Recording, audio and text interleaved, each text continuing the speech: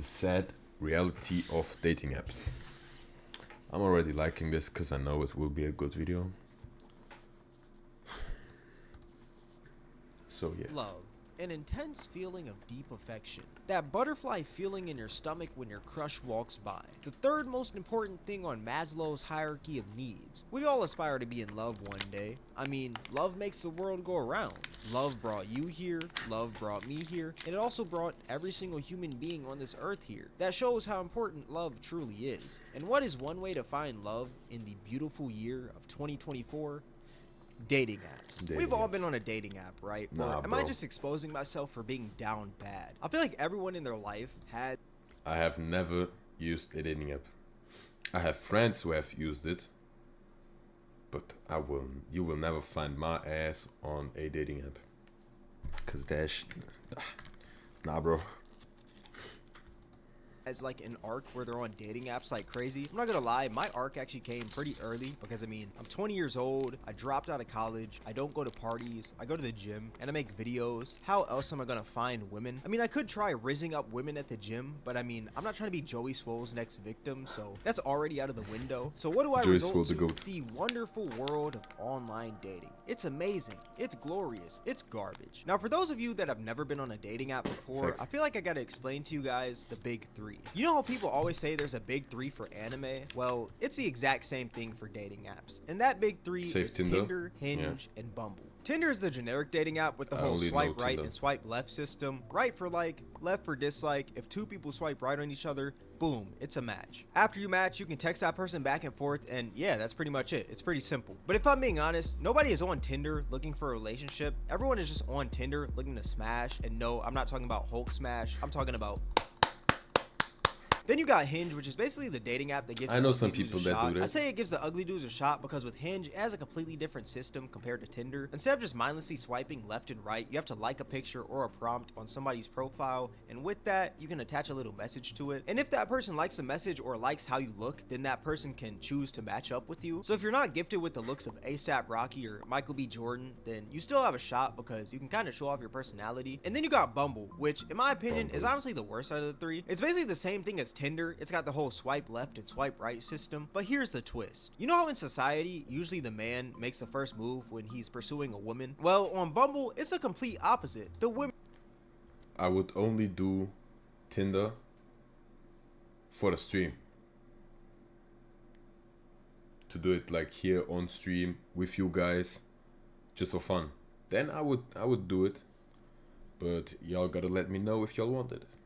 Women are supposed to make the first move. Men and women can both swipe left and swipe right on each other, but if they match, only the women can text first. It's pretty stupid if I'm being honest with you. On paper, it sounds like a great idea, you know? I see online a lot of people saying like if women shot their shot more, there will be more relationships out in the world, which I do believe to an extent. But at the same time, I do think it's kind of stupid for an app to only let women shoot their shot first, because I mean, at the end of the day, if I was a woman, I would go nowhere near Bumble, and I say that because it just sounds like extra work. Like, why download an app where I gotta make the first move and put in that extra step when I could just download Tinder or Hinge and just have men flock to me? It's like asking somebody if they'd rather get $1 million for free or $1 million, but they actually have to put the work in. Obviously, everybody's gonna pick that $1 million for free. But yeah, those three apps are pretty much the main three dating apps. Anything else, I've honestly never used because, be real, so he used who is out here using farmersonly.com? One thing that all these apps have in common though is that they all have these premium subscriptions which offer things like more swipes, more information like who liked your profile, and boosts so more people can see your profile. But if we're being honest here, this is just a dating app's way of capitalizing on lonely men. And the reason I say lonely men is because on dating apps, most men get less matches than women because there's so many men on these apps. There's actually studies that show that Tinder is 75% men, Hinge is 64% men, and Bumble is 76% men. So what's one way to help with this overflow of men? Buying their premium subscription.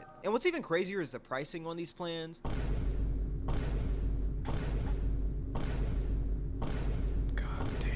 And then there's Tinder Select, which is Tinder for $500 per month. Now I gotta state this right here. Tinder Select isn't open to the public. You have to invite only actually sign up for this, only less than 1% of Tinder users actually have Tinder Select. So it's not really that important. It's pretty rare. But regardless, it is Tinder for $500 a month. Like, we're not going to sit here and act like that's completely normal. For $500, I better have a shot with Tiana Trump, Margot Robbie, Ruby Rose, and any other baddie on this earth. $500 is literally the price of a PS5. The saddest part about Tinder Select, though, is that the people who actually buy this are most likely still going to get the same results that they did prior to having Tinder Select. But let's be real, some people honestly just deserve to learn the hard way. If you spend $500 on a dating app, I mean, you deserve to have that post-transaction clarity. Also, 1 year of Tinder Select would be $6,000, which is absolutely crazy to me. If you're spending $6,000 for a dating app, number one, it's less than 1%, number so two, find God. it might Number be three, people. you're probably ugly if I'm being real with you. Man. But you want to know a crazier fact? 14% Crazy. of Tinder's users are paying users, and that's out of 75 million people, and 14% of 75 million is 10.5 million. So that means that 10.5 million people are paying users on Tinder. But if I'm being honest, I'm not really as surprised. I mean, right now we are going through a loneliness pandemic. Studies actually show that 1 in 4 adults feel lonely in the world right now, and also we are living in a time where a lot of people aren't really as wise with their money. I mean, you got people out here buying OnlyFans subscriptions. You got people out here who are spending tons of money on in-game purchases. Okay, man, I used to pay money in games, but not now. I stopped with all that. So yeah, but people who pay for OnlyFans or for corn websites and stuff like that, that is crazy. I can't imagine myself paying money to see something like that. That's out of my league, bro.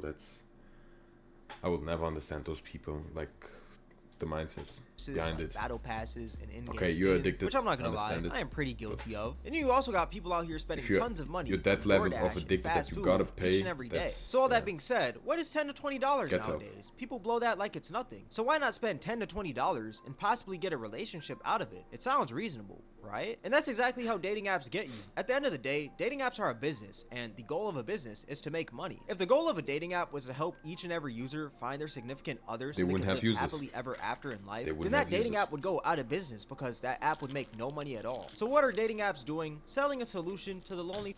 But that's the same thing with everything. Like the apps expect you to be single, to be lonely, so you use them. It's like doctors expect you to get sick so they can help you and make money out of it. It's everywhere. It's how society works, and yeah.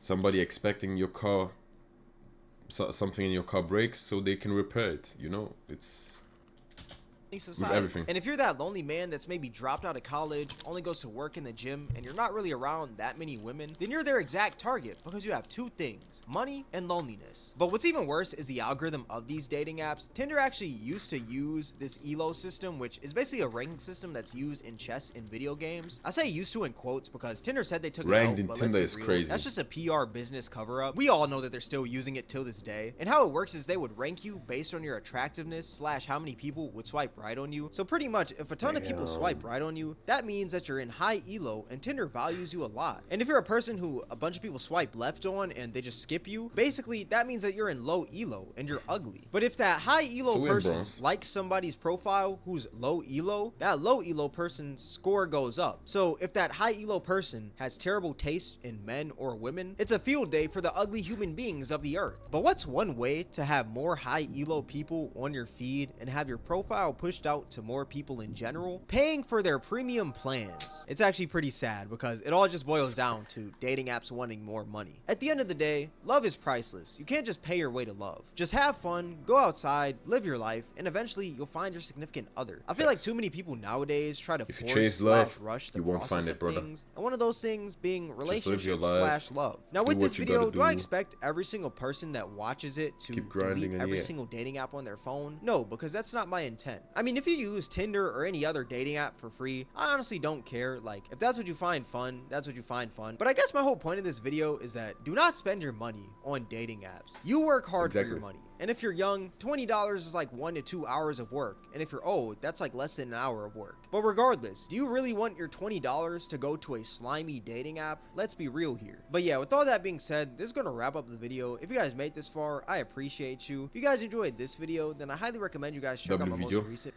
video, man. But yeah, y'all better stop spending money on those OnlyFans, on those Tinder stuff, and yeah, stuff like that, because it will not help you to get better in life.